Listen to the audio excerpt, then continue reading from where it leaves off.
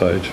Given you've got support from the principals and the parents in the media making now, is that sort of hugely out of step with those who are running the system? There's absolutely no doubt. I mean, for over 12 months now, parent organisations nationally, principal organisations, both primary and secondary, private school teacher organisations, have all expressed their grave concern about the publication of league tables and opposed their publication.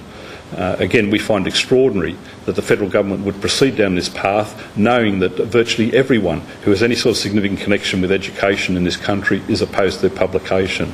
We believe it's time for the government to step back, have a look at this reasonably, achieve a settlement that does provide not only the information that's there currently, but additional information to parents about the performance of students and about the performance of schools, but in a way that certainly stops the publication of league tables.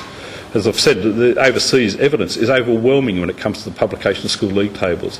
In England now they've had them for the best part of 2 decades, and the harm has been enormous. A former Director General of Education in New South Wales, hardly a great supporter of teacher unions in the past, but nevertheless has come out and said from his experience working in England and working in the very system that provides the league tables in England, that what it's done is sucked the oxygen from primary schools in England and reduced the primary curriculum to a dry husk in very many schools in England. We don't want to see that happen here. We don't want to see our children missing out. We want to provide a rich and comprehensive education to our children in every part of this state and, of course, across this country. That cannot be done with the publication of league tables. Overseas experience shows that. The Director General's comments to principals in New South Wales in an email of Wednesday this week makes it absolutely clear.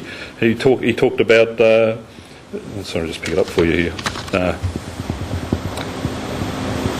I'll just find it for you. I'll just find it here. Oh, here's it. The Director General, Michael Cootes-Trotter, Director General of Education and Training in the state, in an email this week said to principals, league tables are unfair and destructive. He also said the worst thing about league tables is they reduce the complexity of a school community to a single number and a rank. How can a Director General in his state issue a statement like that to every principal, to the 2,240 principals in New South Wales public schools, and then say he doesn't propose to do anything to stop the publication of league tables? Well, Julia Gillard said yesterday that the state's interpreting contingency plans in place, particularly to bring in Department of Education staff or other replacements to run the test. What do you make of that? Well, again, we find the Deputy Prime Minister's actions puzzling, to say the least. This is a matter where the test can go ahead. All we're asking for is something which the Deputy Prime Minister said she in fact supports. She is opposed to league tables. She's told us repeatedly that she's opposed to the publication of school league tables. Why she'd go to these lengths to try and circumvent the action here when the best way to have this action called off is to put in place measures that do stop the publication of league tables and allow the 2010 NapLan test to go ahead. We support the test going ahead, but we won't support them going ahead whilst ever they can be turned into simplistic or school league tables in this country. Is there a danger that if they do go ahead under those circumstances, without teachers running them, that be administered incorrectly? Do you think is there?